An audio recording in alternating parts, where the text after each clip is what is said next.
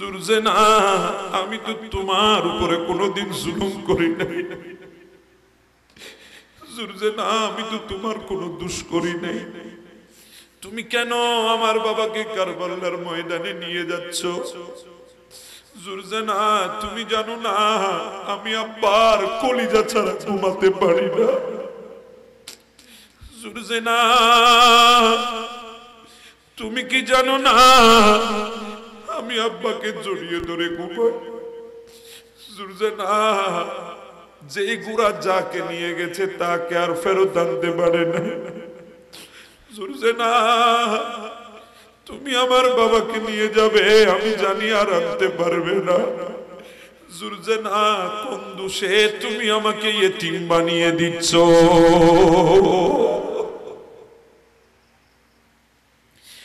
এই কথাগুলো যখন সুকিনা ওই চতুষ পর্যন্ত গুড়াকে বলতেছে, ওই গুড়ার কলিজা পর্যন্ত পেটে যাচ্ছে। এই জন্য গুড়া সকিনার কথাগুলো শুনে নিজের পাকে আর সামনের দিকে বাড়াচ্ছে না। আমার ইমাম সকিনাকে টান দিয়ে নিজের কলিজার সাথে জড়িয়ে ধরেছে। বাবারা, ভাইরা, একবার চিন্তা করে দেখেন না, যখন নিজের মেয়ে সকিনা কথাগুলো ইমাম হুসাইনের সামনে জুরজানাকে বলতেছে, তখন আমার ইমামের কলিজার ভেতরে কেমন করতেছে। আমার ইমামের কলিজা তো চুরচুর হয়ে গেছে, আমার ইমামের কলিজা তো ভেঙে গেছে। আমার ইমাম সকিনাকে কুলে তুলে চুমু দিতে লাগলেন। বোন জয়নবকে ডাক দিলেন, জয়নব, তোমাকে বলেছি আমার মেয়েকে দেখে দেখে রাখবা, তুমি আমার মেয়েকে বাহিরে আসতে দিলা কেন? বলে, ভাইজান, সে আমাকে ফাঁকি দিয়ে চলে এসেছে। জয়নব, কোনোদিন এরকম করো না, আমার মেয়েকে একা ছেড়ো না। আমার মেয়েটা বড় আমার কলিজার, আমার মেয়েটা আমার বড় আদরের। আমার মেয়েকে বুঝতে দিবা না সেই এতিম হয়ে গেছে, তার বাবা দুনিয়ার জমিনে নাই, এই অভাব আমার মেয়েকে বুঝতে দিবা না। এই কথা বলে মেয়েকে আবারও সকিনাকে আবারও জয়নবের কুলের মধ্যে নিয়ে আমার ইমাম এবার জুরজানার উপরে উঠলেন। যখন জুরজানার লাগাম ধরে টান দিল, এবার জুরজানা কারবালার ময়দানে যাচ্ছে।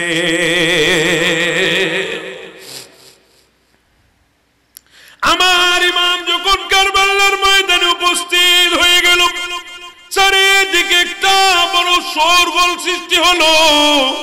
ইয়াজিদ বাহিনী ছত্রভঙ্গ হয়ে গেছে, দিক বিদিক ছুটে বেড়াচ্ছে। আমর বিন সাদ বলছে, ইয়াজিদ বাহিনীরা কেন দৌড়াচ্ছ? তোমরা কেন পালিয়ে যাচ্ছ? কাপুরুষের দল, তোমরা 22,000, আর মাত্র হুসাইন একজন, আর কেউ তো নাই। যাও তাড়াতাড়ি হুসাইনকে শেষ করো, যে শেষ করতে পারবে আমি তাকে মৌসুলের গভর্নর দেব। এইভাবে যখন বলতেছে, তখন ইয়াজিদ বাহিনীর একজন ডাক দিয়ে উঠল, ও আমর বিন সাদ, তুমি কি দেখতেছো? বলে, আমার সামনে হুসাইন। ও আমর বিন সাদ, তুমি দেখতেছো হুসাইন, আর আমরা দেখতেছি জঙ্গলের এক হিংস্র বাঘ। শিয়াল যদি হাজার হাজার হয়, ওই শিয়ালের ঝাঁকের ভেতরে যদি একটা বাঘ যদি ঢুকে পড়ে, শিয়াল যেভাবে ছত্রভঙ্গ হয়ে যায়, বাঘের সামনে দাঁড়াতে পারে না। ওই দিন ময়দানে কারবালায় কেউ ইমাম হোসেনের সামনে দাঁড়াতে পারে নাই। তারা এত বড় জালেম, সামনে দাঁড়াতে না পেরে দূর থেকে পাথর নিক্ষেপ করা আরম্ভ করেছে, তীর মারা আরম্ভ করেছে। কেউ সামনাসামনি ভয়ে আসতেছে না, অথচ তারা 22,000, আমার ইমাম একা, এরপরও ভয়ে তারা আসে না, দূর থেকে তীর মারতেছে। কিতাবের মধ্যে লেখা আছে, ইমামের শরীরের মধ্যে 121টি তীর ঢুকেছে। 121টি তীর, ইমামের শরীর রক্ত শূন্য হয়ে গেছে। ইমাম জুরজানার উপরে আর বসে থাকতে পারে নাই। ইমাম রক্ত শূন্য হয়ে শরীর দুর্বল হয়ে পড়ে গেছে জমিনে। আর জুরজানা একটা দৌড় দিয়েছে তাঁবুর দিকে। তাবুর মধ্যে গিয়ে তাবুর মধ্যে আঘাত করে মুখ দিয়ে ভেতর থেকে জয়নব বের হয়ে আসে। জুরজেনা, তোর পিঠ খালি কেন? আমার ভাই হুসাইন কোথায়? জুরজেনা নিজে ইশারা করতেছে ইমাম হুসাইনের দিকে, চোখের পানি ছেড়ে দিয়েছে। জুরজেনা সেদিন বলছিল, জয়নব বিনতে ফাতেমা, যেই পিঠে আমি আমার ইমাম হোসেনকে বসিয়েছি, আমি এই পিঠে আর কাউকে বসাতে পারবো না। আমি আপনাকে জানাতে এসেছি আমি আমার ইমামের ওয়াফাদার, এই জন্য আমিও কারবালার ময়দানে শাহাদত বরণ করব। এই কথা বলে জুরজানা দৌড় দিয়েছে, দুইটা পা দিয়ে লাথি দিতে দিতে দিতে দিতে 17 জন ইয়েজিদিকে কতল করে দিয়েছে। একটা গ্রুপ 17 জন ইয়েজিদিকে জাহান্নামে পাঠিয়ে দিয়েছে। এরপরে ইয়েজিদ বাহিনীর আঘাতে ওই গোরাটাও দুনিয়া থেকে বিদায় হয়ে গেল ইমামের প্রেমে। আমার ইমাম জমিনের মধ্যে শোয়া, এরপরেও কেউ ইমামের সামনে আসার সুযোগ পাচ্ছে না। দূর থেকে দৌড় দিয়ে ইমাম হুসাইনের কাছে শিমুর জিল জৌশন নামে একজন জালেম, সেই ইমাম হুসাইনের সিনার মধ্যে এসে বসে গেছে। আমার ইমাম আস্তে করে চোখ খুললেন, ডাক দিয়ে বলে, তোমার নাম শিমুর? বলে হ্যাঁ। আপনি কিভাবে জানেন? বলে আমার নবী বলেছে, ও আমার হুসাইন, তোমার রক্তের মধ্যে একটা সাদা কুকুর মুখ দেবে। তোমার শরীর তো সাদা, তোমার শরীরে শ্বেত রোগ, চামড়া বদল হচ্ছে, তুমি তো সাদা বর্ণের, এই জন্য তো আমার নবী তোমাকে সাদা কুকুর বলেছে। আমার ইমাম বলছে, ও শিমুর, আজকে জুমার দিন? বলে হ্যাঁ। চারিদিকে আল্লাহর বান্দাগুলা আল্লাহর ইবাদতে সিজদা নামিয়ে দিয়েছে, আমি তো মুসাফির, আমার জন্য জুমা ওয়াজিব নয়, কিন্তু আমার জন্য তো জোহর আছে, তাও কসর করে 2 রাকাত। আমাকে 2 রাকাত জোহরের ফরজ কসর করার সুযোগ দে। বলে ঠিক আছে, পড়ে নেন, কি আসবে আর যাবে, নামাজ পড়লে 2 রাকাত। আমার ইমাম যেই শরীর গোড়া থেকে পড়ে গেছে রক্ত শূন্য হয়ে, ওই শরীর যখন নামাজের কথা শুনলো, আবার লাফ দিয়ে নামাজের জন্য দাঁড়িয়ে গেছে। আমার ইমাম নামাজ আদায় করলেন, তাকবীরে উলা করে আমার ইমাম যখন রুকুতে গেলেন, ওখান থেকে যখন সুজুদে গেলেন, শিমুর তাকে শয়তান এসে ওয়াসওয়াসা দিচ্ছে, শিমুর রে দেখ, এতক্ষণ উঠতে পারে না, নড়তে পারে না, নামাজের কথা বলার সাথে সাথে দাঁড়িয়ে গেছে। ও শিমুর, যদি 2 রাকাত নামাজ যদি মুকাম্মেল করতে পারে, তোদের একজনকে আস্ত রাখবে না, তাড়াতাড়ি সিজদার মধ্যে জবে করে দে। শিমুর আর দেরি করে নাই, আমার ইমাম যখন সিজদার মধ্যে ইমামের মাছ গর্দানার মধ্যে ছুরি দিয়ে আমার ইমামকে শহীদ করে দিয়েছে।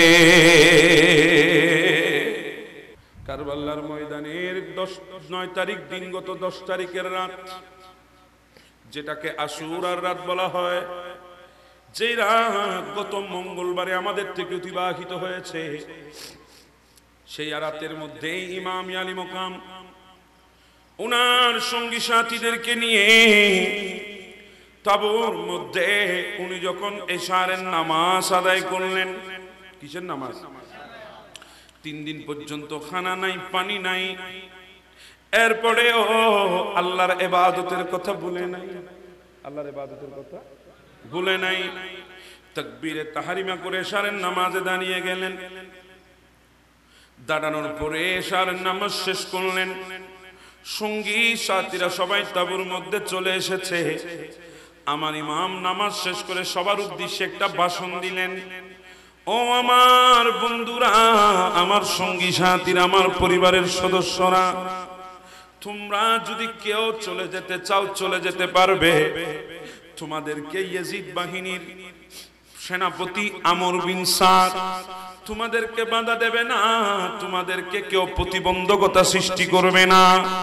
কারণ তারা তোমাদের শত্রু নয়, তোমাদের রক্ত তাদের প্রয়োজন নাই, তোমাদের রক্ত পান করার জন্য তারা পিপাসু নয়, তারা তো সবাই আমার রক্ত পান করার জন্য পিপাসু। অতএব তোমরা চলে যেতে চাইলে এরা তোমাদেরকে বাধা দেবে না। ও আমার সঙ্গী সাথীরা, তোমরা চলে যেতে চাইলে চলে যেতে পারবা, যাও তোমরা চলে যাও, তোমাদের আপন আপন ঘরে চলে যাও। সঙ্গী সাথীরা দাঁড়িয়ে বলে, ও আমার ইমাম, ওগো ইমাম আলী মুকাম, ইমাম হোসেন, আপনার সুখের সময় আমরা আপনার সাথে থাকবো, আপনার দুঃখের সময় আপনার সাথে থাকবো না, এটা তো হতে পারে না। আজকে যদি আপনাকে কারবালার ময়দানে একা ফেলে যদি চলে যায়, আর কিয়ামতের ময়দানে যদি রাসূলুল্লাহর সামনে যায়, আল্লাহর নবী যদি বলে, পুরুষের দল আজকে কেন আমার সামনে এসেছো? তোমরা তো 61 হিজরি কারবালার ময়দানে আমার নাতি হুসাইনকে ওই 22,000 কুকুরের সামনে রেখে তোমরা জানের ভয়ে পালিয়ে গিয়েছো। তখন আমরা আল্লাহর নবীকে কি উত্তর দেব? ওগো ইমাম, আমরা আপনাকে ছেড়ে যাব না, আপনাকে ছেড়ে আমরা কেউ 1 সেকেন্ডের জন্য সরব না। ও আমাদের ইমাম, ও ইমাম হুসাইন রাদিয়াল্লাহু তাআলা আনহু, আমরা আপনাকে অভয় দিতে চাই। কাল সকালবেলা ইয়াজিদ বাহিনী যখন তেড়ে তেড়ে আমাদের দিকে হামলা করার জন্য আসবে, আমাদের শরীরে যতক্ষণ রক্ত থাকবে, আমাদের ভেতরে যতক্ষণ রূহ থাকবে, আমাদের জান যতক্ষণ থাকবে, অতক্ষণ পর্যন্ত যত তীরের আঘাত আসুক, যত তলোয়ারির আঘাত আসুক, যত নেজার বল্লমের আঘাত আসুক, আপনার শরীরে আসতে দেব না, সবগুলো আমাদের বুকের মধ্যে নেব।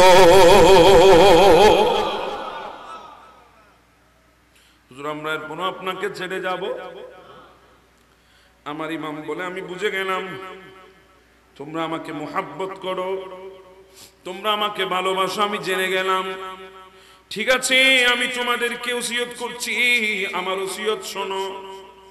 যাও, যার যার তাঁবুর মধ্যে চলে যাও, যদি পারো ঘুমানোর চেষ্টা করো, কারণ আজকের রাত আমাদের জীবনের আখেরি রাত, আগামীকাল রাত আমাদের জন্য আর আসবে না। যাও, নিজের তাঁবুতে গিয়ে ঘুমানোর চেষ্টা করো, জীবনের আখেরি ঘুম। আর যদি ঘুম না আসে, আল্লাহর ইবাদত বন্দেগী করো, কারণ আগামীকাল আল্লাহর জমিনার সিজদা দেওয়ার সুযোগ থাকবে না। যাও, আল্লাহর ইবাদত বন্দেগীর মধ্যে লিপ্ত হয়ে যাও। আরেকটা ওসিয়ত, আগামী সকাল বেলা এই কারবালার ময়দানে আমাদের উপর ইয়াজিদ বাহিনীরা জুলুম করবে, আমাদের শরীরকে খণ্ড বিখণ্ডিত করবে, আমাদের শরীরের মধ্যে তলোয়ারের আঘাত করবে, আমাদের শরীরের মধ্যে তীরের আঘাত করবে, নেজার আঘাত করবে, আমাদের শরীরকে রক্তাক্ত করে দেবে, জর্জরিত করে দেবে। ও আমার সঙ্গী সাথীরা, যত জুলুম হোক না কেন, তোমরা এক একজন সবরের পাহাড় হয়ে যাবে। তোমরা ধৈর্য ধারণ করবা, আর এই ধৈর্যের ফলাফল, ধৈর্যের বিনিময় আমার আল্লাহ আমাদেরকে জান্নাত দেবে। সবাই যার যার তাঁবুর মধ্যে চলে গেলেন। আমার ইমাম সবাই তাঁবু থেকে যাওয়ার পর নিজের তাঁবুর মধ্যে বসে আল্লাহর কালামুল্লাহ শরীফ কুরআনুল কারীম খুলে তেলাওয়াতের মধ্যে লেগে গেলে বড় অবাক করা দৃশ্য, বড় অবাক করা শব্দ।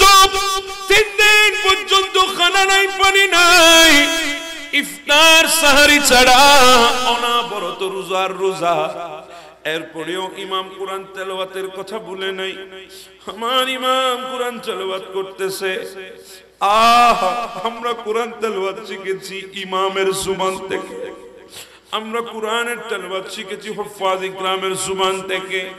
আমরা কোরআনের তেলাওয়াত শিখেছি উলামায়ে দ্বীনের জুবান থেকে, আমরা কোরআনুল কারীমের তেলাওয়াত শিখেছি সুফিয়ে কামেলের জুবান থেকে।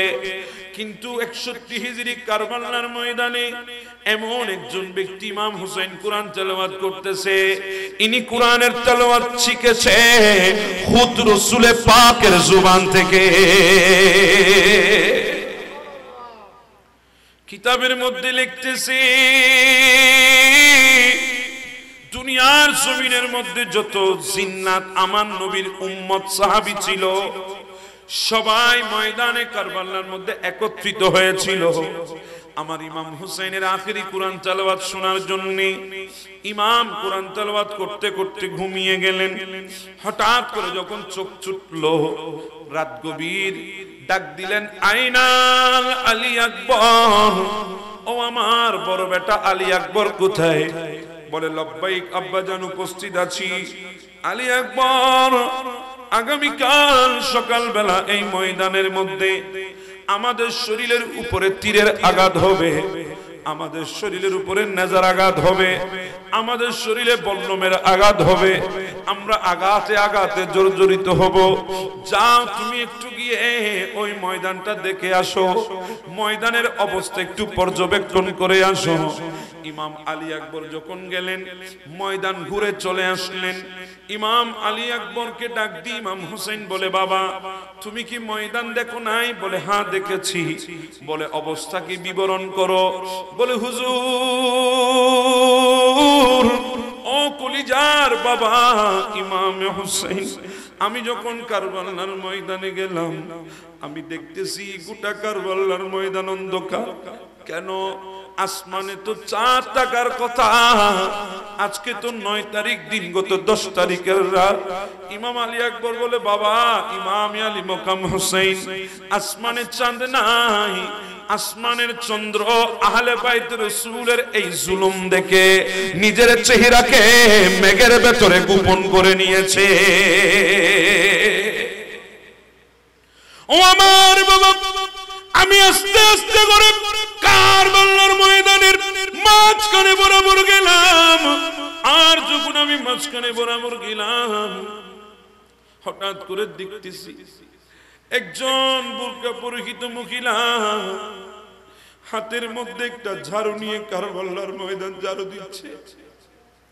আমি এই দৃশ্যটা দেখে আমি চলে আসলাম।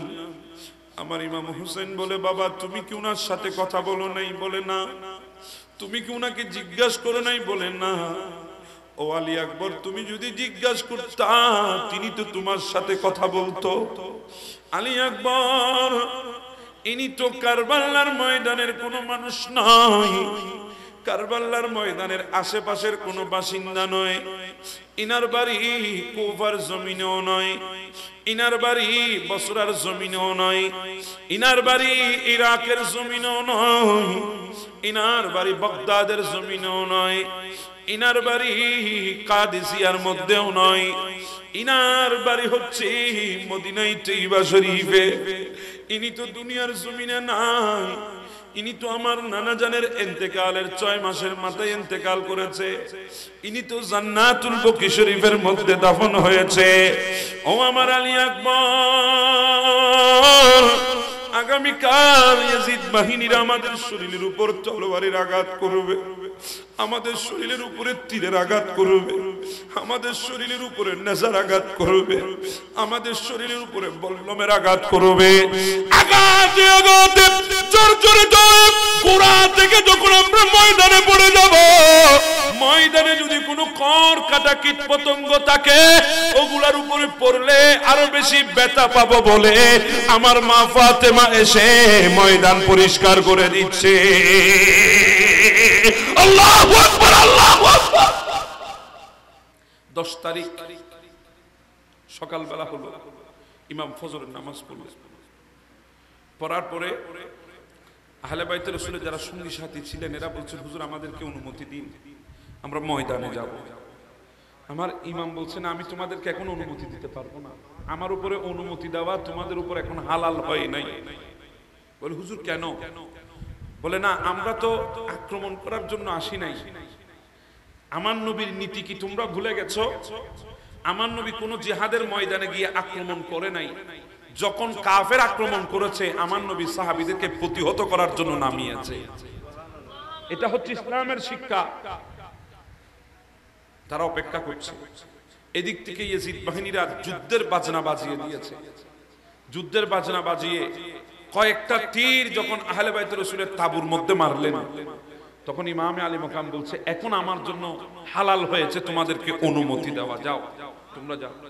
তা আমার ইমাম এক একজনকে পাগড়ি বেঁধে দিচ্ছে, হাতের মধ্যে এক একজনকে তরবারি উঠিয়ে দিচ্ছে, এক একজনকে ঘোড়ার উপর তুলে দিচ্ছে। এভাবে এক একজনের পর এক একজন যাচ্ছে, বীর বিক্রমের যুদ্ধ করছে। এরপরে নিজেরা শাহাদাত বরণ করছে, কারণ ইনাদের তাকদীরে তো আল্লাহ শাহাদাত লিখে রেখেছেন, মুকদ্দার ইনাদেরকে শহীদ হিসেবে কবুল করেছেন। এনারা শাহাদাত বরণ করছেন। এভাবে সবাই চলে গেল। শেষ কথা, এখন আমার ইমাম হুসাইন আছে, আর কেউ নাই। সবাই চলে গেছে, একে একে সবাই শাহাদাত বরণ করেছে। আমার ইমামের সময় আসলো। আমার ইমাম এবার যুদ্ধের ময়দানে কারবালায় যাওয়ার জন্য রেডি হচ্ছে। কারবালার সুলতান, কারবালার ময়দানের দুলা, শাহিন শাহে কারবালা, সৈয়দুশ শুহাদা ইমাম হুসাইন কারবালার ময়দানে যাবে। আমার ইমাম নিজের কাছে টাকা সন্দুকটা খুললেন। ওই সন্দুকের মধ্যে টাকা পয়সা না, ধন সম্পদ না, দুনিয়ার কোটি কোটি ধন সম্পদের চাইতো আরো দামি, গোটা দুনিয়ার চাইতো দামি ওই সন্দুকের মধ্যে আমার নবীর পাগড়ি মুবারক। ইমাম হুসাইন আমার নবীর পাগড়ি মুবারক নিলেন, নিজের মাথার উপরে নবীর পাগড়ি রাখলেন। এরপরে আমার ইমাম নিজের পীর মুর্শিদ, নিজের বড় ভাই ইমাম হাসানের দরমিয়ান, যেটা ইমাম হাসান কোমরের মধ্যে যে বেলটা পরতো, ওই বেলটা ইমাম হোসেন নিজের কোমরের মধ্যে বাঁধলেন। এরপরে ওই সন্দুকের ভেতরে খাইবরের ময়দানে আমার নবী মওলা আলীকে যে তলোয়ার দিয়েছিলেন, যেই তলোয়ারের নাম জুলফিকার, যেই তলোয়ার খাইবরের ময়দানে মওলা আলী চালিয়েছিলেন, তলোয়ারের জলওয়া দেখে আসমান থেকে ফেরেশতারা ডাক দিয়েছে, লা ফাতা ইল্লা আলী, লা সাইফ ইল্লা জুলফিকার। আলীর মতো বাহাদুর নাই, জুলফিকারের মতো তলোয়ার নাই। সেই জুলফিকার হাতের মধ্যে নিলেন। ইমাম এবার ভেতরে গেল। যাওয়ার পরে নিজের কন্যা, 6 বছরের কন্যা সকিনাকে কুলের মধ্যে তুলে নিলেন, অনেক আদর করলেন। আদর করে সকিনাকে ওনার বোন জাইনাব বিনতে ফাতেমার কোলে তুলে দিলেন। ও আমার বোন জাইনাব, তুমি তো ভালো করে জানো আমি আমার মেয়ে সকিনাকে কেমন মোহাব্বত করি। রাতের বেলা আমার মেয়ে সকিনা আমাকে ছাড়া ঘুমাই না। এখানে যারা মেয়ের বাবা আছে তারা জানে কলিজার মধ্যে মেয়ের জন্য কত মোহাব্বত আল্লাহর নবী ঢেলে দিয়েছে। ইমাম হুসাইন বলে, সকিনা তো আমাকে ছাড়া থাকে না, আমিও তো সকিনাকে ছাড়া থাকি না। আমি আগে বুঝি নাই রে বাবা, আজকে 2 বছর ধরে আমিও বুঝি। আল্লাহ তো আজকে 2 বছর আমাকে একটা মেয়ে দিয়েছে। আমি জানি মেয়েটা কত বড় কলিজার ধন। ইমাম হুসাইন ডাক দিচ্ছে, ও আমার বোন জয়নব, তুমি আমার মেয়েকে কুলের মধ্যে নাও। খবরদার আমার মেয়ে যাতে না জানি আমি কারবালার ময়দানে গিয়েছি, আমার মেয়ে যাতে না জানে আমি শাহাদাত বরণ করেছি, তাহলে আমার মেয়েকে তোমরা রাখতে পারবে না, সে কান্নাকাটি করবে। ও জয়নব, তোমার উপরে আমি সবাইকে সুপর্দ করলাম, তুমি আমার বোন, আমি তোমার হাতে আমার বিবি শহের বানুকে তুলে দিলাম, তোমার হাতে আমার বিবি রুবাবকে তুলে দিলাম, তোমার হাতে আমার সন্তান আলিউল আওসাদ জয়নুল আবেদিন অসুস্থ বিছানায়। আমি আমার সন্তানকে তোমার হাতে সুপর্দ করলাম। গোটা তাঁবুর মধ্যে আমাদের পরিবারের যারা মহিলা আছে সবাইকে তোমার সুপর্দ করলাম। তখন জয়নব বিনতে ফাতেমা বলে, ভাইজান আপনি তো চলে যাচ্ছেন, আমাদেরকে কে দেখবে? ইয়াজিদ বাহিনী বড় জালিম, বড় পাপিষ্ঠ, এরা তো আমাদের ইজ্জতের উপর হামলা করতে পারে। তখন আমার ইমাম বলছে, না রে জয়নব না, কারণ তোমাদের ইজ্জত হেফাজত দুনিয়ার জমিনে কারো হাতের মধ্যে নয়, এটা তো ডাইরেক্ট আল্লাহর কুদরতের হাতে। ইন্নামা ইউরিদুল্লাহু লিইউযহিবা আনকুমুর রিজসা আহলাল বাইতি ইউতাহহিরুকুম তাতহীরা। আল্লাহ তো তোমাদেরকে পূত পবিত্র রাখার ঘোষণা দিয়েছে। ও আমার জয়নব বোন, তোমাকে একটা ওসিয়ত করি, আমার লাশ যদি কারবালার ময়দানে পড়ে, বোন বেপরদা হয়ে তাবু থেকে দূর দিবা না, চিল্লাই চিল্লাই গিলাফ ধরে ধরে কানবা না, সবরের মধ্যে থাকবে। খবরদার তোমরা বেপরদা হয়ে বের হয়ে যেও না, কারণ আজকে যদি তোমরা বেপরদা হয়ে যাও, আমার নানা জানের উম্মতের জন্য তোমাদের এই দিনটা দলিল হয়ে যাবে। তারা দলিল পেশ করে বেপরদা চলার চেষ্টা করবে। তোমাদের উপরে নানা জানের উম্মত মেয়েদের পর্দা তোমাদের উপরে জিম্মা। ইমাম আলী মুকামি কথা বলে তাবু থেকে বের হলেন। তাবু থেকে যখন বের হলেন, গোড়ায় উঠবে, গোড়ার নাম জুরজানা। পেছনে জয়নব বিনতে ফাতিমা সকিনাকে তাবুর এক কিনারে বসিয়ে পায়ের পিছে পিছে বের হলেন। ডাক দিলেন, ভাইজান। মুখের মধ্যে নেকাব দিয়ে বের হয়েছে। ভাইজানের এতক্ষণ পর্যন্ত একজনকে নিজের হাতে পাগড়ি পরিয়েছে, তলবারি উঠাই দিয়ে ঘোড়ার উপরে বিদায় দিয়েছেন, কিন্তু আপনাকে বিদায় দেওয়ার জন্য তো কিছু নাই, কেউ আর অবশিষ্ট নাই। আমি আপনার বোন জয়নব বিনতে ফাতেমা, আমি এসেছি আপনাকে ঘোড়ায় তুলে বিদায় দেওয়ার জন্য। আমার ইমাম ঘোড়ার উপরে উঠলেন, এরপরে বলে, জয়নব যাও, আমি দোয়া করছি, আর দুনিয়ার জমিনে তোমাকে বোন বলার সুযোগ থাকবে না, তুমি আর আমাকে ভাই বলতে পারবে না। জয়নব যাও, আখেরি বিদায়, আলবিদা আলবিদা, দেখা হবে কিয়ামতের ময়দানে হাউজে কাউসারের কিনারে।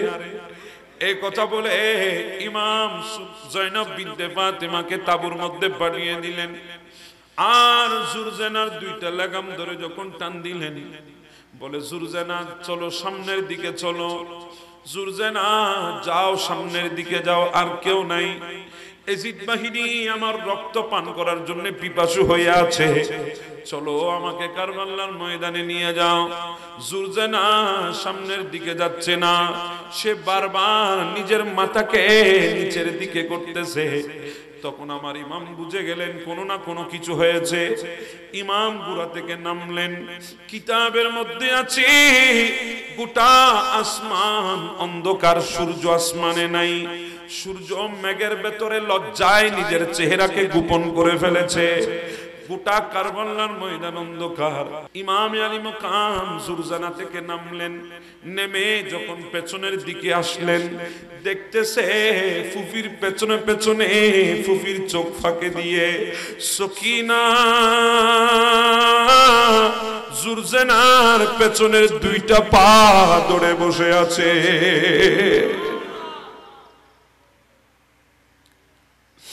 আর সকিনা জুরজানার সাথে কথা বলতেছে।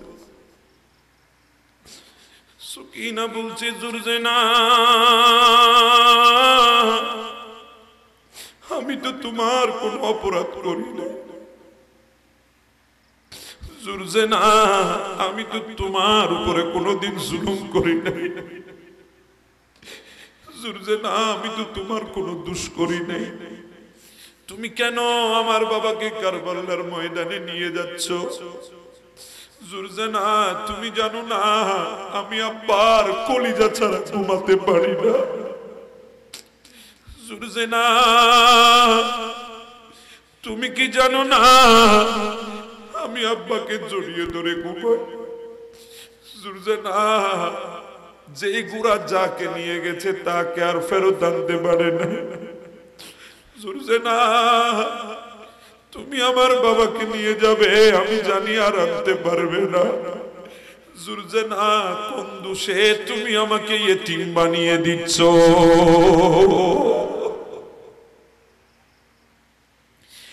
এই কথাগুলো যখন সুকিনা ওই চতুষ পর্যন্ত গুড়াকে বলতেছে, ওই গুড়ার কলিজা পর্যন্ত পেটে যাচ্ছে। এই জন্য গুড়া সকিনার কথাগুলো শুনে নিজের পাকে আর সামনের দিকে বাড়াচ্ছে না। আমার ইমাম সকিনাকে টান দিয়ে নিজের কলিজার সাথে জড়িয়ে ধরেছে। বাবারা, ভাইরা, একবার চিন্তা করে দেখেন না, যখন নিজের মেয়ে সকিনা কথাগুলো ইমাম হুসাইনের সামনে জুরজানাকে বলতেছে, তখন আমার ইমামের কলিজার ভেতরে কেমন করতেছে। আমার ইমামের কলিজা তো চুরচুর হয়ে গেছে, আমার ইমামের কলিজা তো ভেঙে গেছে। আমার ইমাম সকিনাকে কুলে তুলে চুমু দিতে লাগলেন। বোন জয়নবকে ডাক দিলেন, জয়নব, তোমাকে বলেছি আমার মেয়েকে দেখে দেখে রাখবা, তুমি আমার মেয়েকে বাহিরে আসতে দিলা কেন? বলে, ভাইজান, সে আমাকে ফাঁকি দিয়ে চলে এসেছে। জয়নব, কোনোদিন এরকম করো না, আমার মেয়েকে একা ছেড়ো না। আমার মেয়েটা বড় আমার কলিজার, আমার মেয়েটা আমার বড় আদরের। আমার মেয়েকে বুঝতে দিবা না সেই ইতিম হয়ে গেছে, তার বাবা দুনিয়ার জমিনে নাই, এই অভাব আমার মেয়েকে বুঝতে দিবা না। এই কথা বলে মেয়েকে আবারও সকিনাকে আবারও জয়নবের কুলের মধ্যে নিয়ে আমার ইমাম এবার জুরজানার উপরে উঠলেন। যখন জুরজানার লাগাম ধরে টান দিল, এবার জুরজানা কারবালার ময়দানে যাচ্ছে।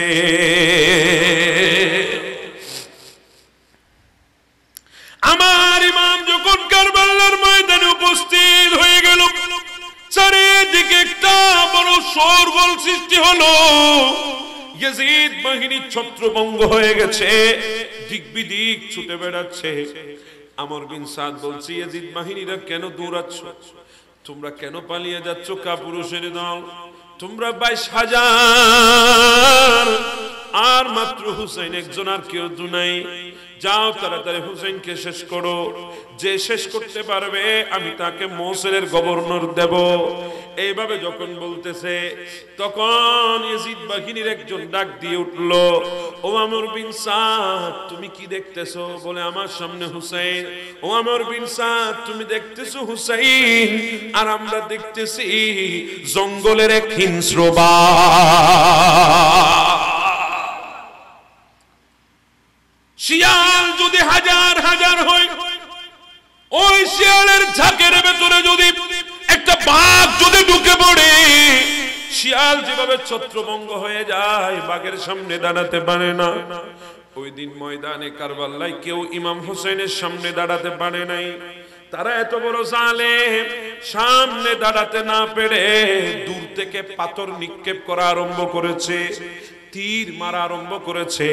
কেউ সামনাসামনি ভয়ে আসতেছে না, অথচ তারা 22,000, আমার ইমাম একা, এরপরও ভয়ে তারা আসে না, দূর থেকে তীর মারতেছে।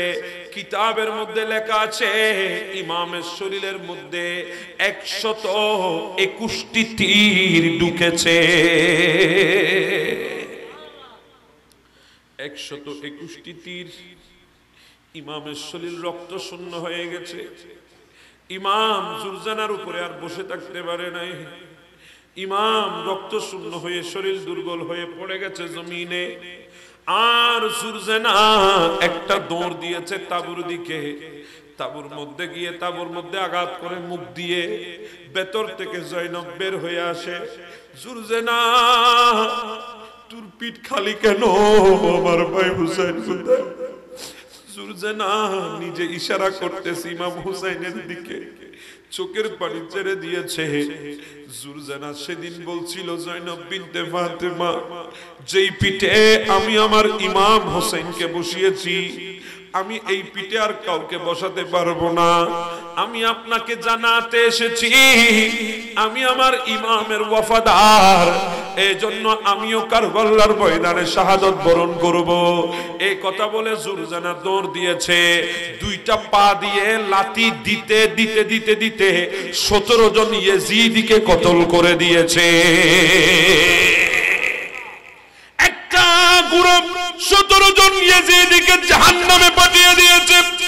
এরপরে ইয়েজিদ বাহিনীর আঘাতে ওই গোড়াটাও দুনিয়া থেকে বিদায় হয়ে গেল ইমামের প্রেমে। আমার ইমাম জমিনের মধ্যে শোয়া, এরপরেও কেউ ইমামের সামনে আসার সুযোগ পাচ্ছে না। দূর থেকে দৌড় দিয়ে ইমাম হুসাইনের কাছে শিমুরজিল জৌশন নামে একজন জালেম, সেই ইমাম হুসাইনের সিনার মধ্যে এসে বসে গেছে। আমার ইমাম আস্তে করে চোখ খুললেন, ডাক দিয়ে বলে, তোমার নাম শিমুর? বলে হ্যাঁ। আপনি কিভাবে জানেন? বলে আমার নবী বলেছে ও আমার হুসাইন, তোমার রক্তের মধ্যে একটা সাদা কুকুর মুখ দেবে।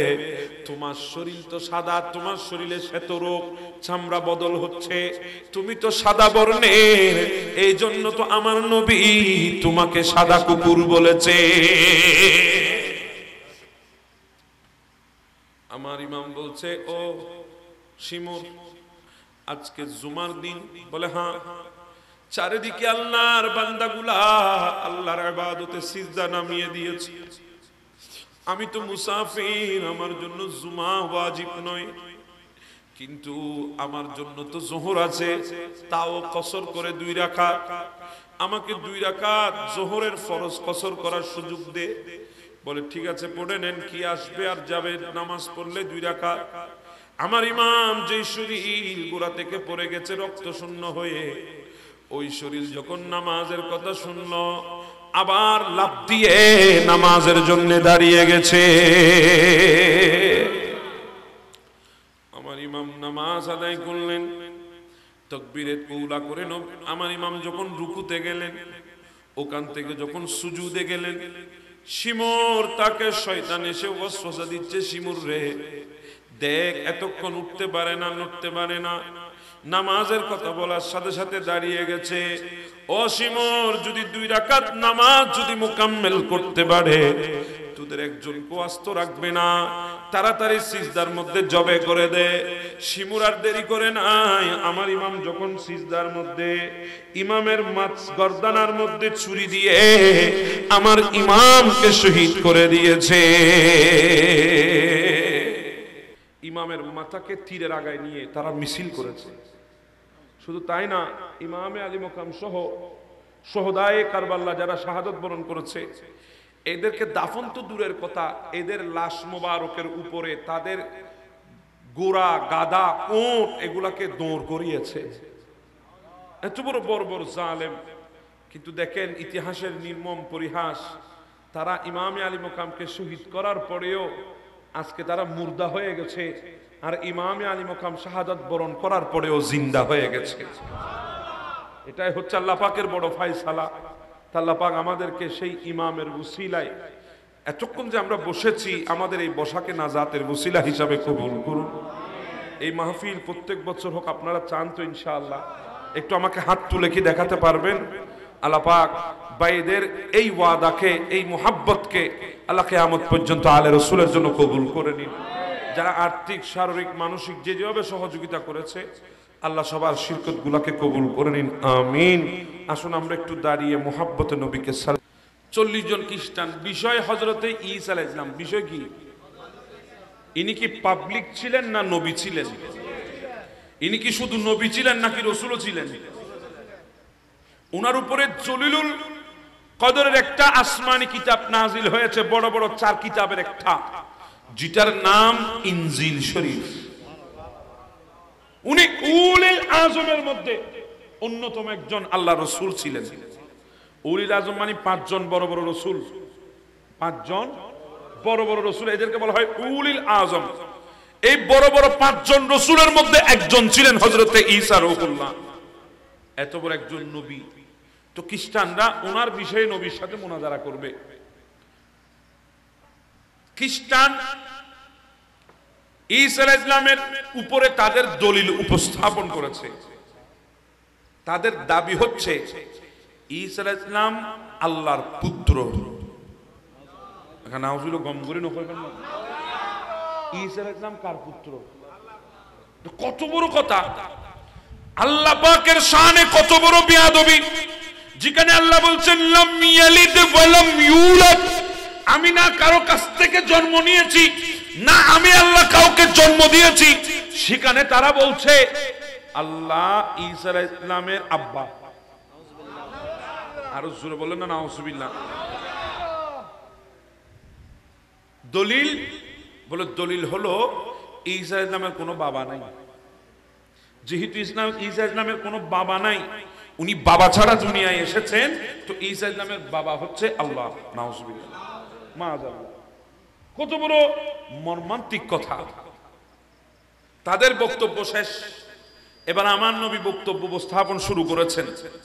আমার নবী বলছেন, ও খ্রিস্টানরা শোনো, তোমরা যে আমাকে বলছো ঈসা আলাইহিস সালামের যেহেতু পিতা নাই, সেহেতু ঈসা আলাইহিস সালামের বাবা আল্লাহ, এই জন্য আমি তোমাদেরকে বলছি, তোমরা তো একজনের ব্যাপারে জানো যার বাবা নাই, তিনি ঈসা আলাইহিস সালাম। কিন্তু আমি নবী তো এমন এমন কিছু বান্দার ব্যাপারে জানি যাদের বাবাও নাই, যাদের মাও নাই। বলেন না সুবহানাল্লাহ। আমাদের চিন্তা যেখানে থেমে যায়, আমরা বলি কিরে, কিভাবে বাবা ছাড়া সন্তান দুনিয়ায় আসবে, কিভাবে মা ছাড়া সন্তান দুনিয়ায় আসবে। আমাদের চিন্তা যেখানে থেমে যায়, আল্লাহর কুদরত সেখান থেকে শুরু হয়ে যায়। আমার নবী বলছে, আমি তো এমন কিছু বান্দা সম্পর্কে জানি যাদের বাবাও নাই। যেমন হযরতে আদম সফিউল্লাহ আলাইহিস সালাম, ওনার বাবা আছে, সে কিয়ামত পর্যন্ত সময় দিবার বাবার নাম মানে কান তোয়া আনো না আছে না। হযরতে হাওয়া আলাইহিস সালাম, বাবা আছে নাই। তোমরা যে বলছো বাবা না থাকার কারণে আল্লাহ বাবা, তো তাহলে আদম ইসলামের ব্যাপারে কি বলবে? ওনার বাবাকে, ওনার মাকে। হাওয়া আলাইহিস সালামের ব্যাপারে কি বলবে? ওনার বাবাকে, ওনার মাকে। কিভাবে বলবে বলো? আরে বাবা শোনো, ও নসরানের খ্রিস্টান, তোমরা যে বলছো ঈসা ইসলামের বাবা আল্লাহ, আরে তোমাদের নবী কি বলেছে তোমরা জানো? যখন হযরতে জিবরিল আমিনকে আমার আল্লাহ পাঠিয়ে দিলেন, জিবরিল তুমি দুনিয়ার জমিনে চলে যাও, আমার মরিয়মের জুবানকে খুলে দেবে, তুমি মরিয়মের জুবানে ফুক দেবে, ওই ফুকের মাধ্যমে আমি ঈসার রূহ মরিয়মের গর্ভের মধ্যে দান করে দেব। কোন কিতাবের মধ্যে আছে ঈসা ইসলাম মায়ের গর্ভে মাত্র 1 দিন ছিলেন, কোন কিতাবের মধ্যে এসেছে মাত্র 3 দিন ছিলেন। ঈসা ইসলাম যখন দুনিয়ায় আসলো, মরিয়ম আলাইহিস সালাম টেনশনে পড়ে গেছে, আল্লাহ ঈসার তো বাবা নাই, আল্লাহ আমার তো স্বামী নাই, মানুষ তো আমাকে এখন তানা মারবে, মানুষ আমাকে অপবাদ দিবে, মানুষ আমার সতীত্বের উপরে আঙ্গুল তুলবে।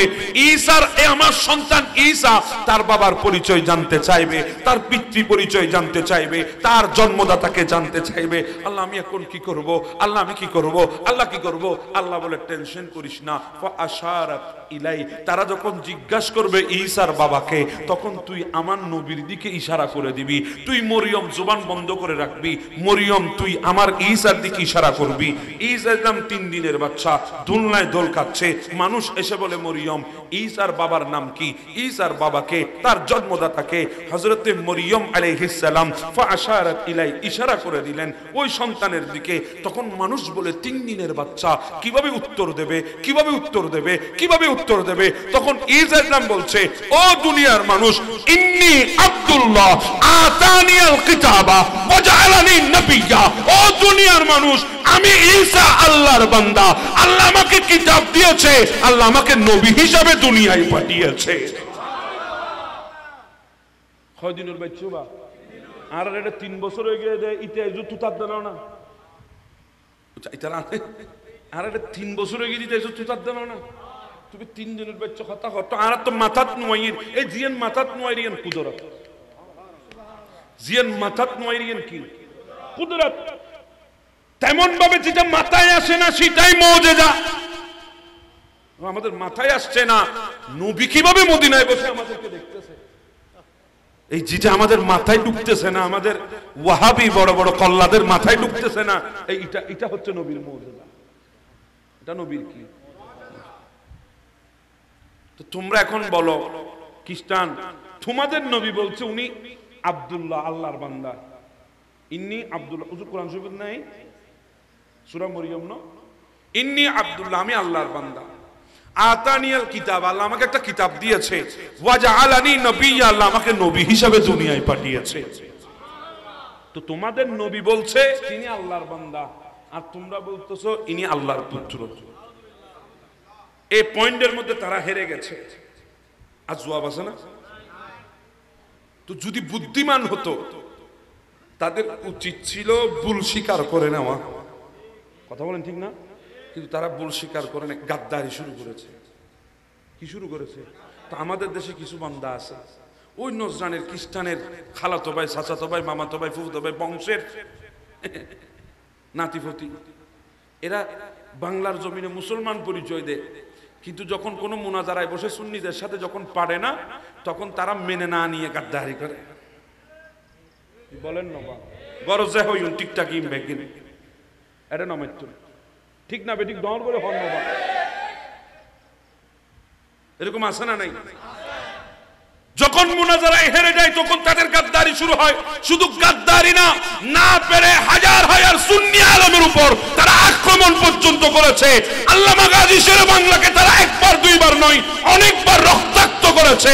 খাজা ফকির বিল্লাহ জালালীকে গুম করে ফেলেছে। শহীদ মিল্লাতুল ইসলাম ফারুকীকে তারা শহীদ পর্যন্ত করে দিয়েছে। কথা বলেন ঠিক না বেটা? গাদ্দারি করে তারা মানে না। তো এই খাসলত তো নজরানের খ্রিস্টানের ছিল, তোমারা হত্যা পাইও দেয় হয়তো আড়াই তার বংশধর না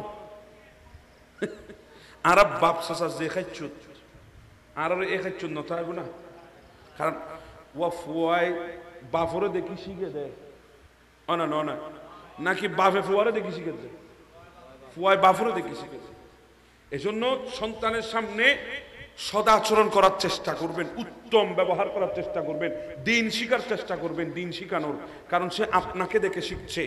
তার প্রথম সেলিব্রিটি আপনি। একজন সন্তানের প্রথম সেলিব্রিটি তার বাবা। একজন সন্তানের প্রথম পৃথিবীর বুকে মডেল হচ্ছে তার বাবা। সে তার বাবাকে দেখে শিখছে। কথা বলেন ঠিক না? যদি ফুয়ার সামনে যদি বেনসন টানো, এটা কথা আর বাফুর জগৎ বেনসন চলি না, বেনসন না টাইন আই ডাইরেক্ট কই লাল লাল জিবা আসিবে গদ গদ গলা ফেলি না। আমা তো শুধু নয় ইয়া বাবা আর ইনে সাবাইটা বাহাইনে ফেলি না, ইয়া বা এটা লাইকুম না কিছু। বাবা আমি সদা হন্য হনো খবরদার। সন্তানের সামনে কাউকে গালি দিবেন না, কাউকে বকা দিবেন না। সন্তানের সামনে ভালো সদাচরণ করার চেষ্টা, এটা তার উপর আসর করতেছে, তার উপর আসর হচ্ছে। সে দেখতেছে আমার বাবা কি করতেছে। কথা বুঝতে জিনা বাজনার মনে দেখেন হস্তাইন ফাল্লার ওনারা এগুলা করবেন। তো তারা গাদ্দারি শুরু করেছে। গাদ্দারি শুরু যখন করলো, আমার আল্লাহ কোরআন একটা আয়াত নাজিল করেছে। ওই আয়াতের নাম হচ্ছে আয়াতে মুবাহালা। আয়াতে কোরআনে 114টি কি আছে? আছে না বাবা? 114টি। ওই সূরাগুলোর যেভাবে এক একটা সূরার নাম আছে, কোরআনে কিছু আয়াত আছে যে আয়াতগুলোর নাম আছে। সুবহানাল্লাহ নকইবেন? তো কোরআনের একটা আয়াতের নাম হচ্ছে আয়াতে মুবাহালা। আয়াতে মুবাহালা মানে একজন আরেকজন সামনাসামনি বসবে, একজন অপরজনকে আল্লাহর লানত দেবে। একটা বিষয়ের উপরে সামনাসামনি বসবে, ঠিক আছে? তুমি যখন আমার কথা মানছো না, আমি যখন তোমার কথা মানছি না, ঠিক আছে অসুবিধা নেই, আমরা এবার মুবাহালা করি। মুবাহালা মানি আমরা বলবো আল্লাহ আমি যদি হকের মধ্যে থাকি তুমি এই বান্দাকে ধ্বংস করে দাও, আর এই বান্দা যদি হকের মধ্যে থাকে আল্লাহ তুমি আমাকে ধ্বংস করে দাও। এটাকে বলা হয় মুবাহালা। এটা কি ছোটখাটো কোনো কথা? বিরাট কথা। মুবাহালা এটা বিরাট একটা বড় পাঠ। সেখানে নবীর সাথে যদি মুবাহালা হয় ঘটনা আরো মারাত্মক নব ওনারা ১,৫০০ বছর কি বুঝতো না কেন হাসে লিয়ে ওনারা এ পাকিস্তান পাকিস্তান আছে না নাই আবার চাইনা চলে আর রাজাকার নড়ে বড় মুসিবত তো বাজ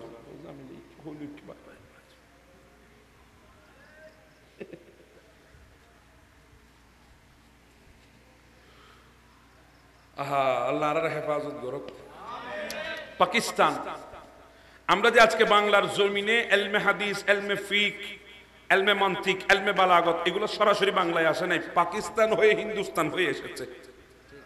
তো এই জন্য আমাদের অনেক হাদিসের আইম্মা, অনেক ফিকহের আইম্মা, অনেক আকীদার আইম্মা, ইনাদের মাজার ইনাদের মকবারা হিন্দুস্তান এবং পাকিস্তানের মধ্যে।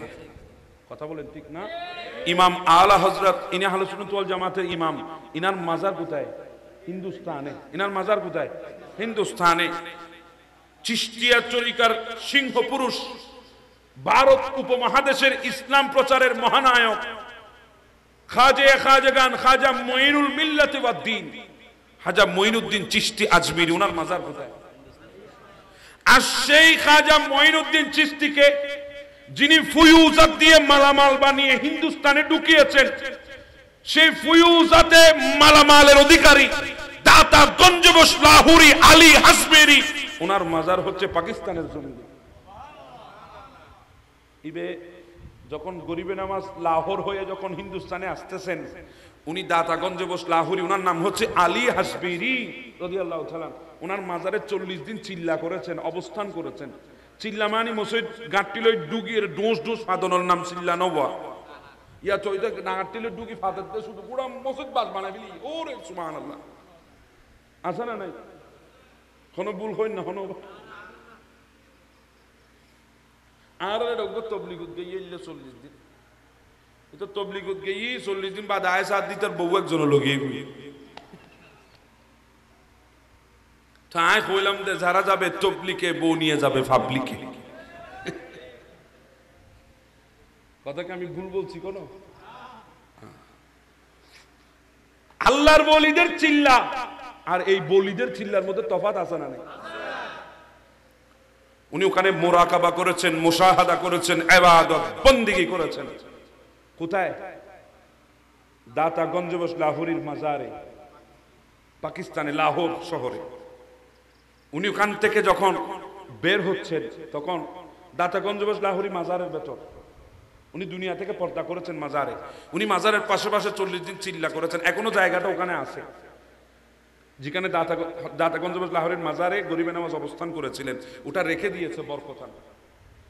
তো উনি ওখান থেকে যখন 40 দিন চিল্লা করে বের হচ্ছিলেন, তখন দাতা গঞ্জবশ লাহোরি মাজারের ভেতর থেকে ওনাকে একটা লাঠি দিয়েছেন আর একটা বদনা দিয়েছেন। সুবহানাল্লাহ, ডর করে হা দিয়া দিয়েছেন। তুমি আর করো তাই খা দিয়া লনে যাবে না, ওগুলো লাড়ি দিই আর ওকে বদনা দিই খা দিয়া। তো গরিবে নামাজ এগুলা নিয়ে বের হয়ে দাতাগঞ্জ লাহোরের মাজারের গেটে একটা শের লিখেছেন নিজের হাতে ফার্সি ভাষায়। গরিবে নামাজ লেখে দেয়, ও কবিতা লিখি নিজের ভাষায় ফার্সি ভাষায়। গঞ্জ বখশে ফৈজে আলম মজহরে নূরে খুদা না के सारा पीर कामिल कामिलारा रहनुमा सल्लल्लाहुम्मा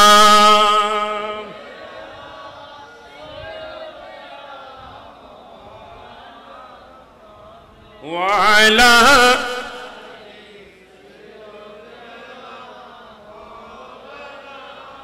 गंज बख्शे फैज आलम मजहरे नूरे हुदा ना के सारा पीरे कामिल कामिलारा रहनुमा।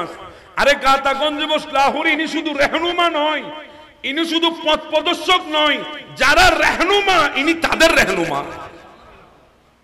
তুমি কত বড় আল্লাহর বলি বা চিন্তা করি শুন দাতা গঞ্জবশ লাহোরি এটা জোর করে হবেন না সুবহানাল্লাহ। তো বলছিলাম ওনার মাজার কোথায়? পাকিস্তানে। তো পাকিস্তানে অনেক আইম্মাদের মাজার আছে, অনেক বুজুর্গানে দ্বীনদের মাজার আছে। তো পাকিস্তানের একজন উনি আলা হযরতের শাগরিদ, আমার হুজুর চিনবেন, বেশি দিনের আগের নয়, উনি আমাদের শেরবাংলা হুজুরের সমসাময়িক। আমাদের আল্লামা গাজী শেরে বাংলা যে সময়কালের, উনিও সেই সময়কালের। ওনার নাম হচ্ছে হযরতে সৈয়দ সাঈদ আল কাযেমী রাদিয়াল্লাহু তাআলা। সাঈদ কাযেমী যাকে বলা হয়, ইনি আমাদের বাংলাদেশে এসেছেন। আল্লামা গাজী শেরে বাংলা ওনাকে দাওয়াত দিয়ে একবার বাংলায় এনেছিলেন। অনেক বড় মুহাদ্দিস, অনেক বড় ফকিহ, হযরতে মুফতি আহমদ ইয়ারহান নঈমী রাহমাতুল্লাহ আলাইহি, মুফতি শাহ উকাডবী রাহমাতুল্লাহ আলাইহি, ইনাদের মতো যাকে ইজ্জত করতেন। শুধু তাই না, আল্লামা মুফতি শফি উকাডবী রাহমাতুল্লাহ আলাইহি, ইনি যখন তাকরীর করতেন, উপস্থিত যদি সাইয়েদ আল কাযেমী হুজুর থাকতেন, কোন হাদিস ইনি পড়ার আগে হুজুর সাইয়েদ আল কাযেমীর কাছে গিয়ে অনুমতি নিতেন। কত বড় মাপের আলেম ছিলেন, আলা হযরতের শাগরিদ, আলা হযরতের শাগরিদ, ছাত্র সাইয়েদ আল কাযেমী। তো ইনার সাথে পাকিস্তানে একজনের সাথে মুনাজারা হয়েছে। মুনাজারার বিষয় হচ্ছে এলমে গায়েব, এলমে গায়েব। তো ওই বাতিল মৌলবী আমান নবী এলমে গায়েব জানে না, এটার উপরে দলিল দিয়েছে। সাইয়েদ আল কাযেমী আমান নবী এলমে গায়েব জানে, এটার উপরে দলিল দিয়েছে। দলিল দিতে দিতে দিতে এক পর্যায়ে যখন তিরমিজি শরীফের একটা হাদিস স্কুলে যখন ওই বাতিল মৌলবীর সামনে রাখলেন, বাতিল মৌলবী হেরে গিয়ে রাগান্বিত হয়ে সে আর বিতর্কের মধ্যে টিকতে না পেরে আমান নবীর ওই হাদিসের কিতাব তিরমিজি শরীফকে নিক্ষেপ করেছে। হালাকে এই তিরমিজি শরীফ তো ওই তিরমিজি শরীফ যেটা বুখারী শরীফের আগে পৃথিবীর দুনিয়ার এই সামায়ে দুনিয়ার মধ্যে সবচাইতে সহিহ হাদিসের গ্রন্থ হিসাবে উল্লেখ করা হতো। এটা বুখারী শরীফের আগের কিতাব তিরমিজি শরীফ। এটাকে যখন নিক্ষেপ করেছে, সাইয়েদ আল কাযেমী চোখের পানি ছেড়ে দিয়েছে, হয় জালেম, তুই কি করলে? আমার নবীর হাদিসকে তুই নিক্ষেপ করেছিস। আল্লাহ, আমার নবীর হাদিসকে তোর সাথে আর মুনাজারা হবে না, তোর সাথে এবার মুবাহালা হবে, তোর সাথে এবার মুবাহালা হবে। সাইয়েদ আল কাযেমী তিনি রাগান্বিত হয়ে গেলেন, জজবাতের মধ্যে চলে গেলেন। তোমার সাথে এবার মুবাহালা হবে। মুবাহালা কি? তুমি আমার জন্য বদদুয়া করবে আল্লাহর দরবারে, আমিও তোমার জন্য বদদুয়া করব। আমি বলবো, আল্লাহ আমি যদি হকের মধ্যে থাকি এই বাতিল মৌলবীকে ধ্বংস করে দাও, আর সে যদি হকের মধ্যে থাকে আমাকে ধ্বংস করে দাও। তখন সেই মৌলবী বলছে, ঠিক আছে মুবাহালা করব। মুবাহালা হলো, মাহফিল শেষ, চলে গেছে। পরের দিন সকালবেলা ওই মৌলবী হাদিসের দরজ দেয়, এই ধরনের একটা মাদ্রাসা তার ছিল, সেখানে গিয়ে সে হাদিসের দরজ দিচ্ছে। ক্বালা ক্বালা রাসূলুল্লাহ যখন বলেছে, ওই বাতিল মৌলবীর জিহ্বা বের হয়ে গেছে, ওই জিহ্বাটা আর ঢুকাতে পারছে না। এই টুকুর মধ্যে 3 দিন কিংবা 5 দিন, এরপরে ওই বান্দা দুনিয়া থেকে বিদায় হয়ে গেছে। তো সাইয়েদ আল কাযেমীর সাথে মুবাহালার পরিণাম যদি এত ভয়াবহ হয়, আমার নবীর সাথে মুবাহালা হলে কেমন হবে এবার চিন্তা করে দেখেন। আমি এটা বোঝানোর জন্য আপনাদেরকে একটু ঘুরালাম। এরা গেল নাজরানের খ্রিস্টান, এরা বলছে আপনার সাথে মুবাহালা হবে। বলে হ্যাঁ মুবাহালা হবে। আল্লাহ আয়াত নাজিল করলেন মুবাহালা, তবে শর্ত দিয়েছেন আল্লাহ। মুবাহালা করতে গেলে কিছু শর্ত আছে। শর্ত কি? নাদউ আবনাআনা ওয়া আবনাআকুম, তোমরা তোমাদের ছেলেদেরকে আনবে, আমি নবী আমার ছেলেদেরকে আনবো। ওয়া নিসাআনা ওয়া নিসাআকুম, তোমরা তোমাদের মেয়েদেরকে আনবে, আমি নবী আমার মেয়েকে আনবো। ওয়া আনফুসানা ওয়া আনফুসাকুম, তোমরা নিজেরা আসবে, আমি নবী নিজে আসবো। কয়টা শর্ত? 1 নম্বর ছেলে আনতে হবে, তোমরাও আনবে আমিও আনবো। আরেক নম্বর মেয়ে আনতে হবে, তোমরাও আনবে আমিও আনবো। আরেক নম্বর তোমরা নিজেরা আসবে আমিও আসবো। কয়টা শর্ত? সুম্মা নাবতাহিল ফানাজাল লানাতুল্লাহি আলাল কাযিবিন, এরপরে আমরা একজন আরেকজনকে লানত দেব।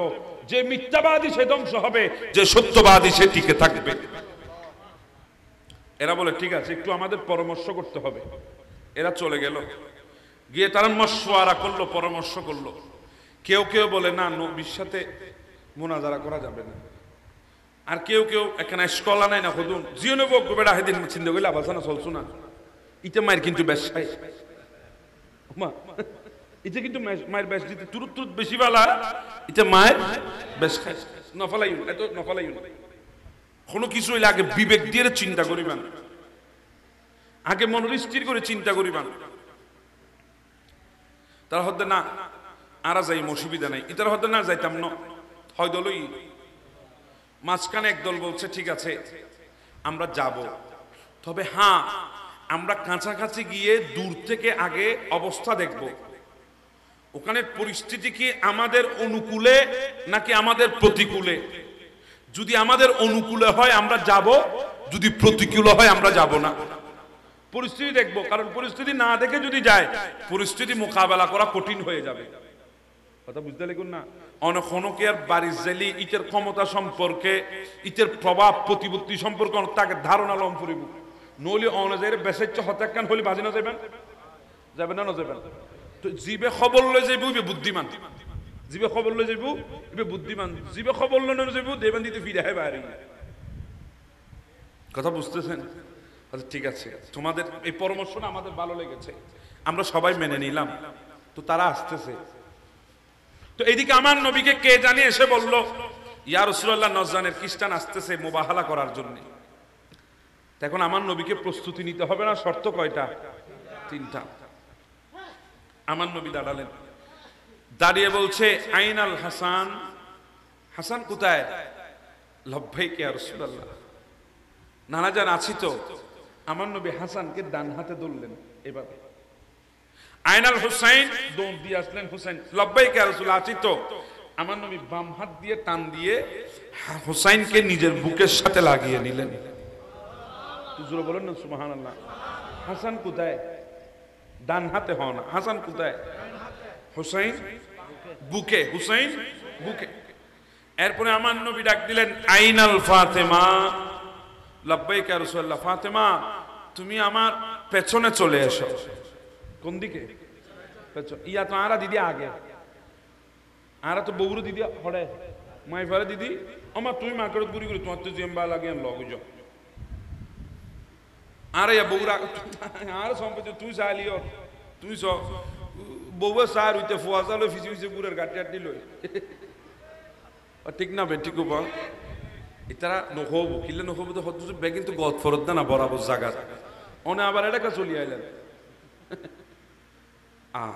আল্লাহ এদেরকে দয়ুস বলেছে কোরআনের মধ্যে। কি বলেছে? দয়ুস বলেছে। আমার নবী বলছে দয়ুস কখনো জান্নাতে ঢুকবে না। যারা বউয়ের হুকুমতকে স্ত্রীর হুকুমতের তাবেদার হয়ে গেছে, স্ত্রীর ইচ্ছার প্রাধান্যতার তাবেদারি করে, আমার নবী বলে তারা কোনোদিন জান্নাতে ঢুকবে। ওনারা আল্লাহ গুসাইন পাল্লার কথা কই ওনারা হুজুর তো ফুসল না আর কথা বিশ্বাস করবেন 2 ঘন্টার লাগছিল তাহলে ইবে তো ওনারা রেডা আছে, ইবে তো ফুসল নিবে হাদিস শরীফ কিনা। আমার আল্লাহ কোরআনে বলেছে তাদেরকে দয়ুস, আর আমার নবী দয়ুসের ডেফিনিশন হাদিসে দিয়েছে। আমার নবী বলছে যারা স্ত্রীর তাবেদারি করে তারা দয়ুস, আর যারা দয়ুস এরা জান্নাতে ঢুকবে না। ঠিকঠাক বাইরে তুলো ইন যারা বিয়ে ন করি তারা তো বাইরে দেয়, যারা বিয়ে করছি তারা ইতারা হয়তো যে পরিস্থিতি দাঁতি হুজুর হনলে টিক্ষ হইলি গরত তো দরজাদি ঢুকন যাইতো না, সালহারি ঢুকন পড়িব বেশ কম হইলি এটা টিকুত কই আবার হন মুসিবতত পড়ি। অবা আইকে যাইতাম না, আই তারা ডরাই বাজি ডরাই আবার বেশি হইলে আইও যাই না ভেজুম তো। আর মা বলল নাই না ইতারা জাড়া ফুরেন বাইরে যাবে আরো স্বাগতম জানাই বেললে মুসিবত তো খবর দুজুর অন্য যাই না। আর একটা আয়োজন গিয়ে খবরস্থান বহুত আছে, একাউন্ট গলা দিম দেরি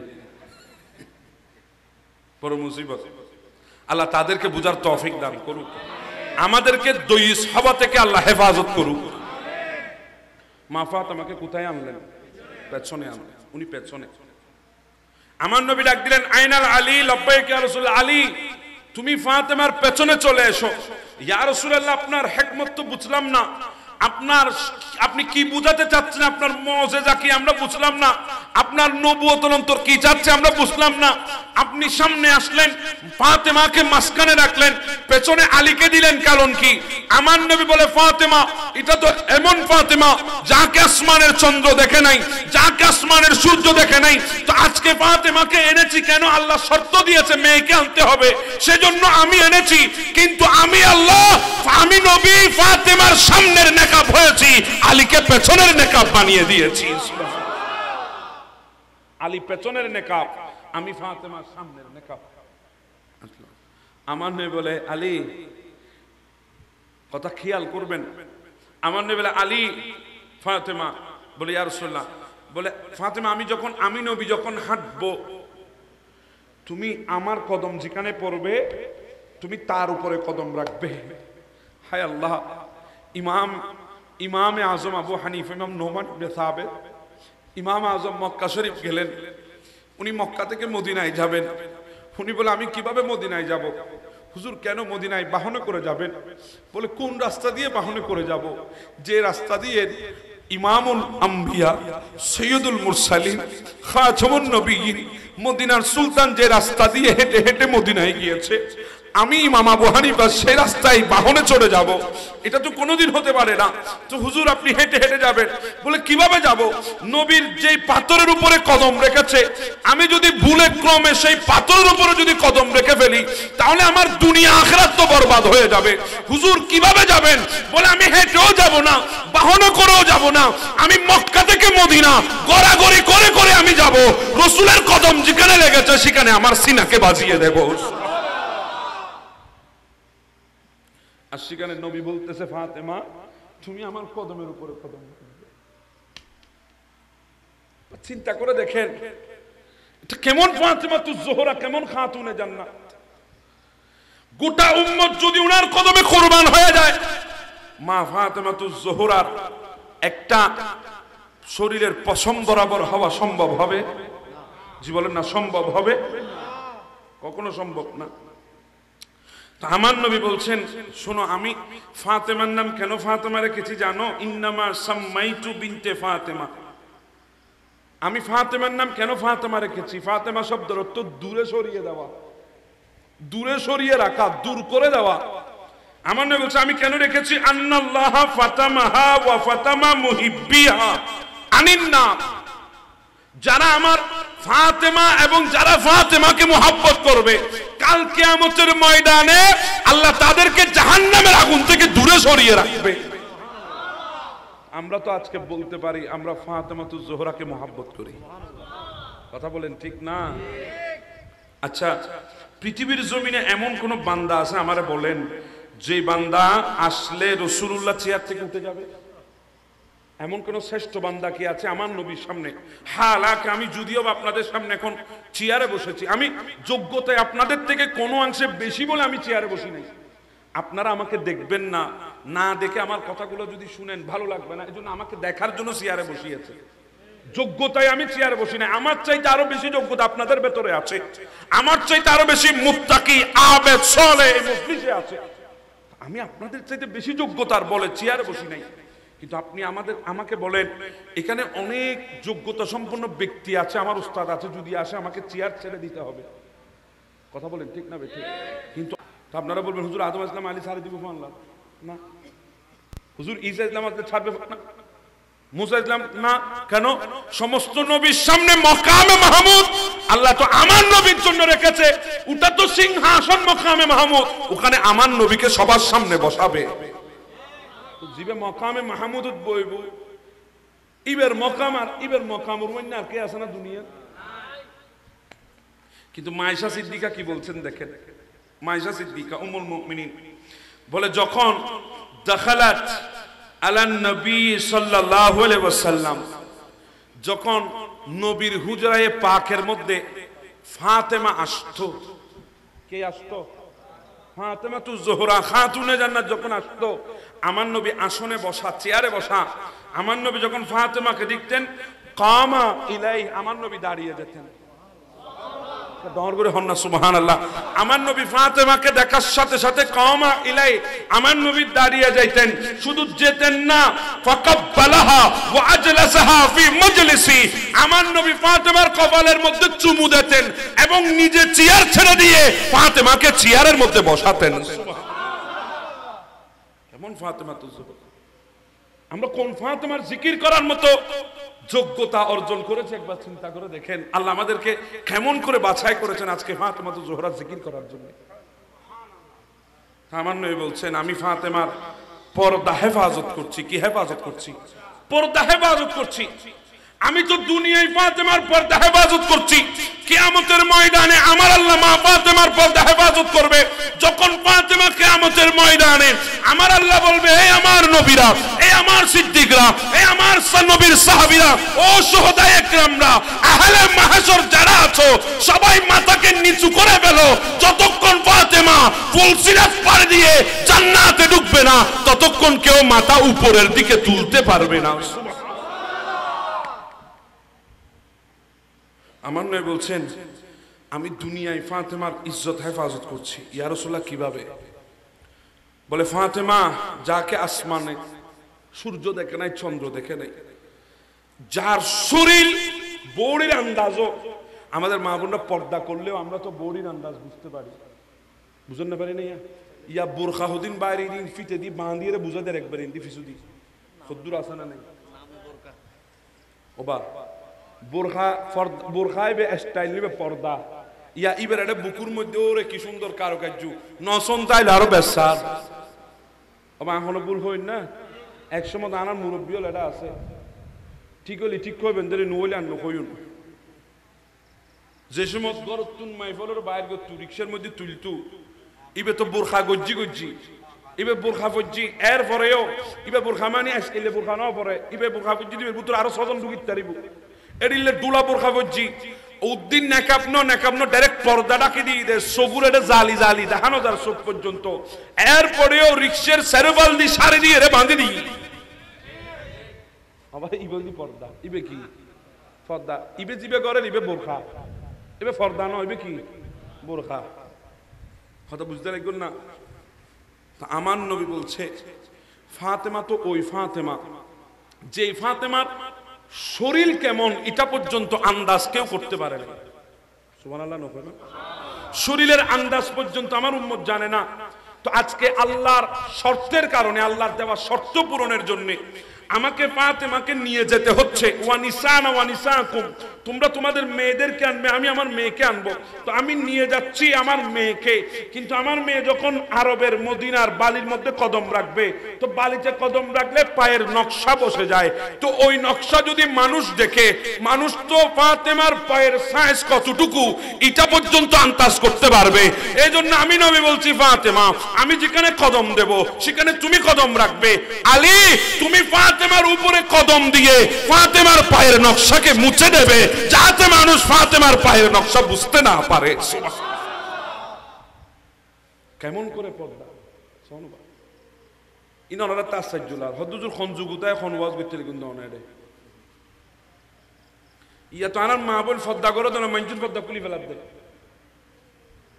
আর তো ফদ্দা করল কিনি রে না, আর তো বগুলো ফদ্দা কিনি না পারে পাইছি বা গরদ লাগাই দি ফদ্দা। এদিন এক জায়গায় গিয়ে ফদ্দা চাইলাম দিতে, আরো ফদ্দা 1 লাখ টিয়া হুজুর ফদ্দা গরদ জানালার ফদ্দা 1 লাখ টিয়া। তারা ফল আসিল বলি আমি তো বিয়ে ফুরিয়ে গিতাম চাই তারা আরো ধৈর্য বলি গরর ফদ্দা হলাক গরর ফদ্দা যদি 1 লাখ হয়, জীবের সবচেয়ে তার দামি সম্পদ আর বউ, জীবের সবচেয়ে তার দামি সম্পদ আমার স্ত্রী। আমার নবী বলেছেন দুনিয়ার জমিনে সবচেয়ে দামি সম্পদ হচ্ছে একজন নেককার স্ত্রী। পৃথিবীর জমিনে সবচেয়ে দামি সম্পদের নাম স্ত্রী। সেই স্ত্রীর পর্দা হলাক কে দি কিরম দরকার অভাবে চিন্তা করেন না। আল্লাহ আমাদেরকে বুঝার তৌফিক দিক। আমি লম্বা কথায় যাব না। তো আমার নবী এদেরকে নিয়ে যাচ্ছেন। কয়জন হলো? হাসান, হুসাইন, ফাতেমা, আন্নামাতে হজনী 60 জন, হজনী আন নবী হজনী 5 জন। এটা একটা রাওয়ায়াত। আরেকটা রাওয়ায়াতের মধ্যে আমার নবী আবায়া, আপনাদের হুজুর জুমার দিন একটা আবায়া পড়ে না, জুব্বার উপরে কালো ড্রেস, আরবি ড্রেস, ওই ড্রেস আমার নবীর কাছে ছিল। আমার নবীটা মাথার উপরে ধরলেন, আমার নবী মাথার উপরে ধরে আমার নবী ডাক দিলেন, আইনাল হাসান লব্বাইক ইয়া রাসূলুল্লাহ, আইনাল হুসাইন লব্বাইক ইয়া রাসূলুল্লাহ, আইনাল ফাতেমা লব্বাইক ইয়া রাসূলুল্লাহ, আইনাল আলী লব্বাইক ইয়া রাসূলুল্লাহ। সবাই যখন চাদরের নিচে আসলো, আমার নবী হাত তুলে বললেন, আল্লাহুম্মা হাউলায়ে আহলুল বাইত, আল্লাহ এরাই হচ্ছে আমি নবীর পরিবার। সুবহানাল্লাহ। এজন্য এদেরকে বলা হয় পাক পঞ্জাতন। আরো জোরে হন না সুবহানাল্লাহ। পাক পঞ্জাতন। তো ইনাদেরকে মোহাব্বত করা আল্লাহ আমাদের উপর ওয়াজিব করেছেন। কি করেছেন? ওয়াজিব। ওই কথা রয়ে গেল। খ্রিস্টানের 40 জন আসতেছে, আমার নবী এবং নবীর আহলে বাইতরা বসে আছে পর্দার নিচে। তো দূর থেকে তারা পরিবেশ দেখতেছে, কি অবস্থা দেখতেছে, 5টা চেহারা থেকে নূর বের হচ্ছে, 5টা চেহারা থেকে নূরের আলো প্রকাশ বের হচ্ছে।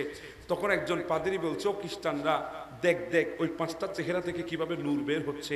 তো আমার মনে হচ্ছে ওখানে আল্লাহর নবী যদি দোয়া করে, আল্লাহ তুমি ওই উহুদ পাহাড়কে নিজের জায়গা থেকে সরিয়ে দাও, যদি আলী আমিন বলে, ফাতেমা আমিন বলে, হাসনাইনে করিমান যদি আমিন বলে, আল্লাহ নবীর দোয়াকে কবুল করে ওই পাহাড়কে পর্যন্ত আপন জায়গা থেকে সরিয়ে দেবে।